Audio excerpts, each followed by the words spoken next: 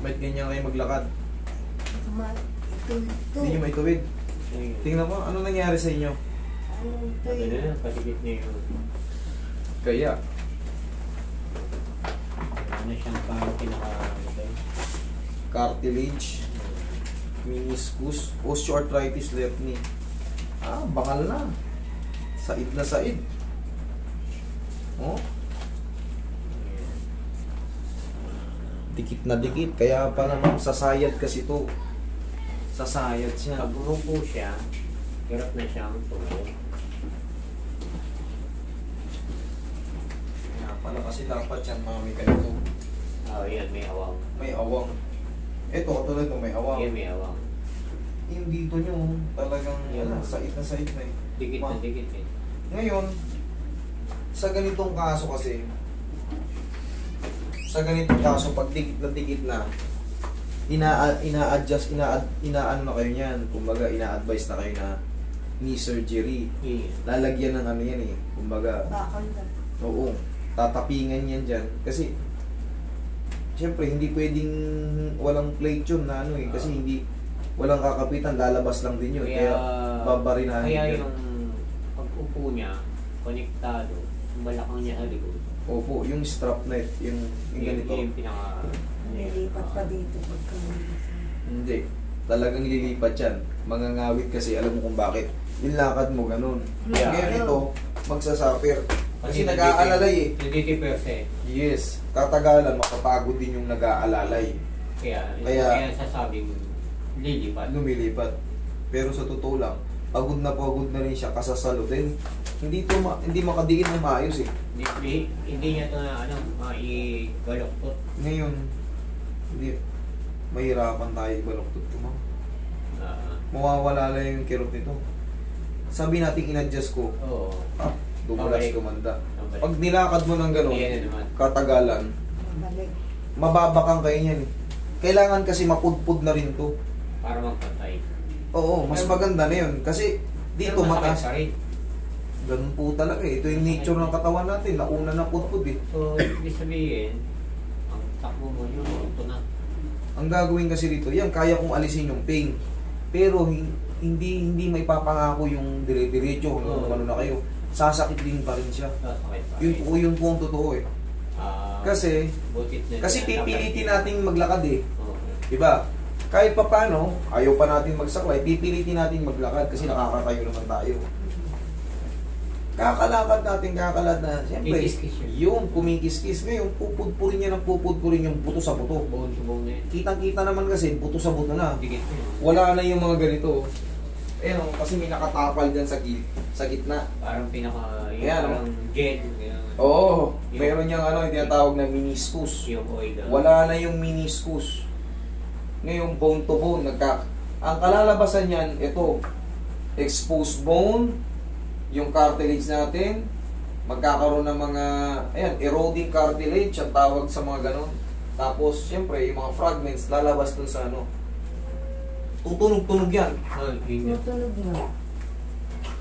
Kasi may mga fragments na. Pero yan naman, hindi yan nangyayari over the night. Matagal nyo nang dinusa yan. Kumbaga, taon na. Taon na. Oo. Kasi hindi kagad mapupudpud yung ano eh. Isang linggo, mapupudpud kagad yung meniscus. Hindi. Na-aksidente ko pa nun eh. Yan. Naitukod ko eh. Naitulog. Kaya, Nadaganan kasi ako eh. kaya maagang nasira. So, Ang pinaka-the best dito, parang ito, may example lang naman to, yung katulad kay Erap. ayan, parehas kayo ng sakit ni Erap eh. Gaganon ganyan. Medyo bubo ka yan. Pag-iisa ka. Kaya mo namang itayo. Ang mangyayari kasi dyan, mababawasan yung sakit niyan pag in-adjust ko yan. Yun na yung may tutulong ko. Pero sana wag kayong makakatapak ng alanganin. Yun nga, eh, kasi... Pag gumanot, balik na naman. yes.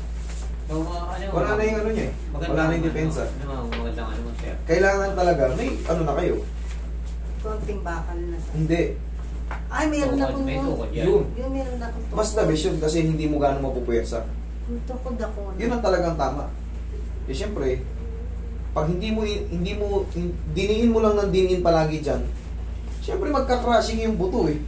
sasakit katagalan. Yun din eh, babalik lang din. Yun po ang totoo. Yun talagang... Yung buti, tinatapat ka na yan. Eh kasi ayoko rin kayong i-false hope. Uy, kaya ko yan. Tama. Pagka isang linggo, Kaya na naman. sabi ni Master, di na babalik. Ito na naman. Kirot na naman ang buto ko. Lumamig lang yung paano. Sakit ng tuhod ko. Eh kasi siyempre, nasisira po yung ano. Ayan, gumagay. Talagang ano yan. Kaya hindi mo matupi kasi Kikit na eh. kaya bago mo palang ano, maramdamang ito, sasadyain mo palang ganyan eh. Aray, Kumikirot na. kumikirot na kagad. Tama Siyempre ba? may pyesa yan eh.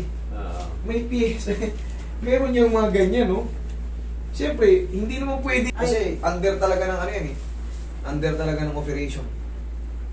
Eh, kung di nyo matanggap, bata-bata pa naman kayo, paturukan nyo na lang. Tinarukan na nga. So, Tinuturukan talaga yan. Kung kaya, nasa inyo naman yan eh. Kayo pa rin na magpapasya sa uli. turok na nga lang. Steroid. Yun po talaga yung ano yan eh. Eh, hindi ko nga kaya direkta sa buto eh. Ito sa amin. Ganun turok. Steroid dito sa Oo, talampakan. 2 beses tinurukan anak mo. Masakit pa rin. Masakit sa diretso sa buto eh. Ay, buto talaga yung tinuturok eh. Ma'am, ganun kasi ang procedure nila eh. Tayo wala tayong, kumbaga, wala tayong knowledge doon sa ano kasi hindi tayo ortodoktor. Sa akin naman, alignment. Yung siyempre, yung procedure nila ron, susundin nila kung ano yung nasa napag-aralan nila. Dito kasi, ang susundin ko rito, i-align ko. Iiwas ko yung konti yung gumano yung buto para hindi kagad magputpudan. Ayun, giginhawa kayo.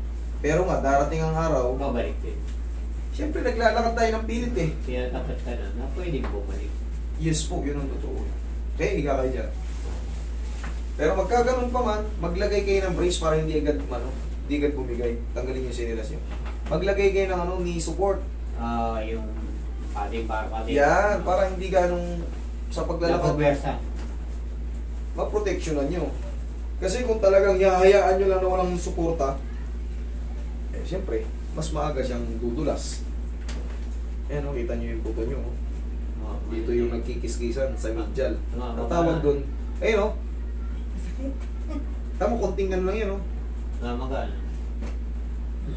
Talagang mamamaga po yung tinatawag na medial meniscus at yung medial collateral. Kasi, stress yan, naiipit. Kaya pag pinindot, mga kirap, tatanggalin ko yung sakit nyo na. Tatanggalin ko yung sakit nyan. Yan ano ha. So, sakto. Ayan ako. Babalikan ko lang ha. Kasi dito sa kabila, wala yan. Wala yan. Wala yan. Pero yan, dito sa boundary yan, yung dugtungan, dito, wala. Katabing-katabi lang yan ha. Nakikita nyo nung binabaon yung daliri ko. Pero bakit ko alam na dyan ang masakit? Siyempre, tagal ko nung ganito eh. Yan, ganyan.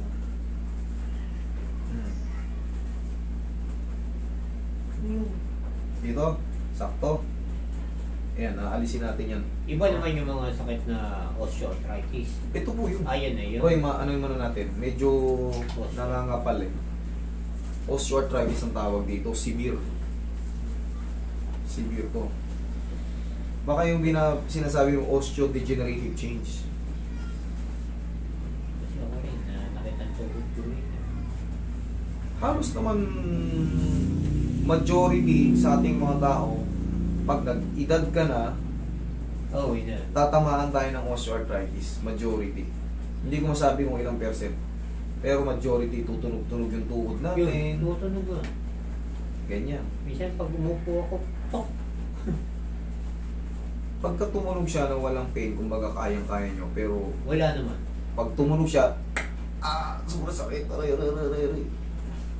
Kaya lang, medyo may konting gerot na pag tumayo na ako. Ibig sabihin, mild pa yun sa'yo. Ayun lang. Yung iba kasi pag lumagutok, wala na, naglalak na, masakit na. Kita naman sa x-ray mo, ito eh. Kitang-kita naman. Talagang buong to buong talaga. Nakasayad Ilang na taon na ba kayo? Kasi 60 ko pa lang eh. Ito, bata mo pa. Kumbaga, kasi senior mo pa lang. Napaaga-aga. Pero at least, kumbaga, sumampa na kayo ng senior.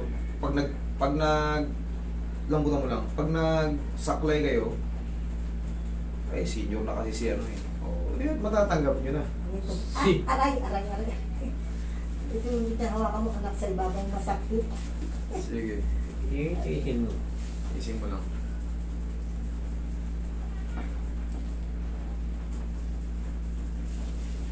Lambutan mo lang. Yung sinasabi ni Sir na ano, yung nawalang ano sa may pagitan ng ano mo, hindi niya na kaya ibalik yun. Yung pyesa. Kinakabitan na ng ano yan. Artificial. Artificial na Yung pero yan, may bakal na. Oo, inopera na yun sa US pero kita mo, wala rin naman nangyari. Lambutan mo lang. Yung pwede lang. Hindi, lambutan mo lang, mami. Lambutan mo lang. Isa pa.